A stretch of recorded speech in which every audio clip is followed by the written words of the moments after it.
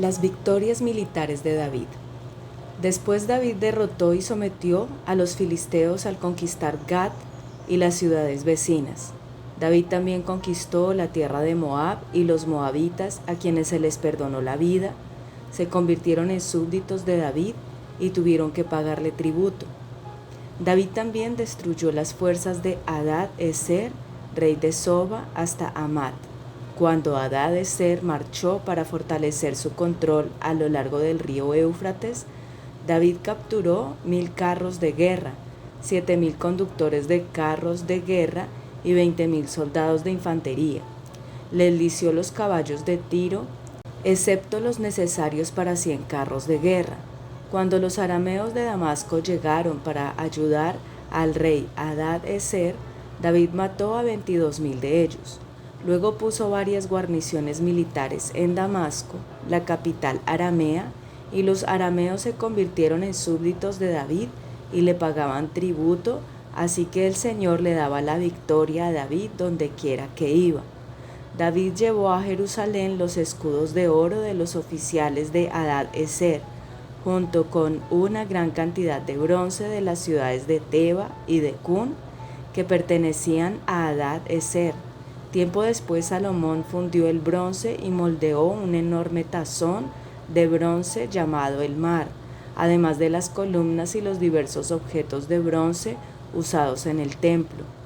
Cuando Toi, rey de Hamat, se enteró de que David había destruido a todo el ejército de Hadad-ezer, rey de Soba, envió a su hijo Joram para felicitar al rey David por su exitosa campaña. Hadad-ezer y Toi habían sido enemigos y con frecuencia estaban en guerra. Joram le obsequió a David muchos regalos de oro, de plata y de bronce. El rey David dedicó todos estos regalos al Señor, junto con el oro y la plata que había traído de las otras naciones, de Edom, de Moab, de Amón, de Filistea y de Amalec. Abisai, hijo de Sarbia, aniquiló a 18.000 edomitas en el Valle de la Sal, puso guarniciones militares en Edom, y los edomitas se convirtieron en súbditos de David. Es más, el Señor le daba la victoria a David donde quiera que iba, de modo que David reinó sobre todo Israel e hizo lo que era justo y correcto para su pueblo. Joab, hijo de Sarbia, era el comandante del ejército. Josafat, hijo de Ahiliud, era el historiador del reino. Sadoc, hijo de Ahitob, y Ahimelech, hijo de Abiatar, eran los sacerdotes. Seraías era el secretario de la corte. Benaía, hijo de Joiada, era el capitán de la guardia personal del rey, y los hijos de David servían como ayudantes principales del rey. Señor Padre Santo, te bendecimos en este día, Rey de Gloria. Te damos alabanzas a ti porque has sido bueno en gran manera. Te damos gracias, Padre, porque tu fidelidad y tu misericordia se han extendido en nuestras vidas. Te damos gracias por tu palabra, porque vemos cómo habla acerca de que tú conquistas, Señor, por medio de David las naciones vecinas. Tú eres el que le da esa fuerza y esa fortaleza. Tú eres el que le da la capacidad para que él pueda destruir a los enemigos. Los filisteos habían perturbado a Israel durante siglos y con frecuencia dominaron a Israel. Bajo el reinado de David, él derrotó y humilló a estos problemáticos enemigos. David no evitó luchar contra los filisteos porque Israel había perdido ante ellos muchas veces.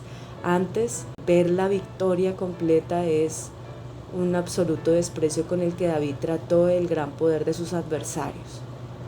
Te damos gracias, Señor, por estas características que tuvo David, por no sentirse desanimado ni desesperado, sino que antes bien él se levantó para hacer lo que era agradable a ti, Señor.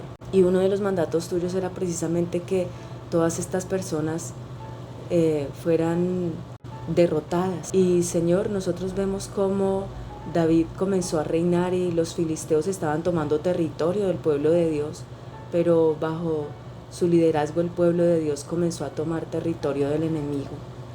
Vemos cómo los moabitas también son sometidos a dar tributo.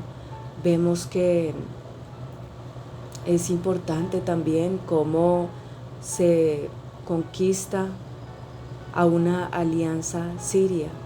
Se realizan todas estas incursiones y vemos también cómo la frontera de Israel fue llevada hasta la línea del Éufrates, de modo que se cumplió la promesa hecha por Dios a Abraham: a tu simiente he dado esta tierra, desde el río de Egipto hasta el gran río, el río Éufrates. Te damos gracias, Padre, porque aquí vemos el cumplimiento de tu palabra, vemos cómo se extiende el territorio del pueblo de Israel en manos de David.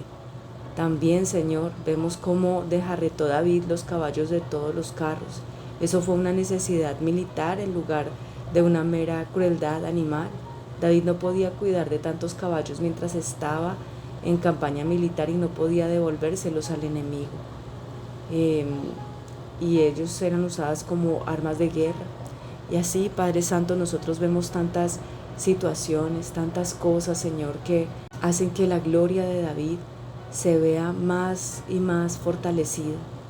También vemos, Señor, esa administración de David, cómo él administró todos los recursos que fueron dados. Se hace una descripción general de ese gobierno de David. David reinó sobre todo Israel y juzgaba con justicia a todo su pueblo. Entonces, no solamente en la guerra, sino también en la forma en la que juzgaba, lo hacía con justicia. Y vemos también, Señor, cómo hay unas personas que son clave allí en el gobierno de David, que eran sus consejeros, los sacerdotes. Y Padre, te pedimos, Señor del cielo, que así nosotros podamos también estar rodeados de personas, Señor, y rodear también a otras personas para que puedan encontrarse, Señor, en el propósito verdadero de sus vidas, Señor.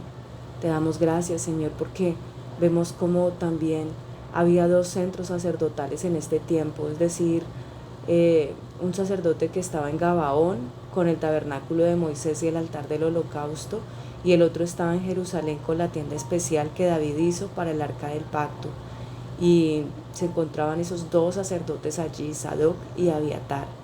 Y así, Señor, tú nos hablas acerca de tener un sacerdocio, una ministración, Señor, de tu palabra, esa ministración, Señor, de las cosas santas tuyas, Señor.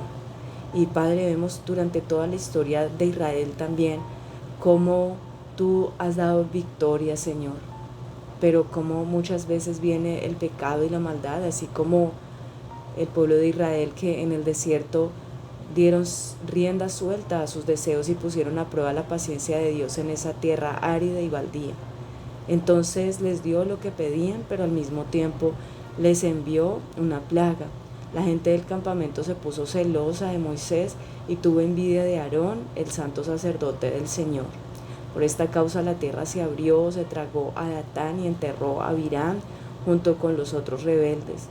Sobre sus seguidores cayó fuego, una llama consumió a los perversos. Vemos también cómo los israelitas hicieron un becerro en el monte de Sinaí, se inclinaron ante una imagen hecha de oro, cambiaron a su glorioso Dios por una estatua de un toro que come hierba.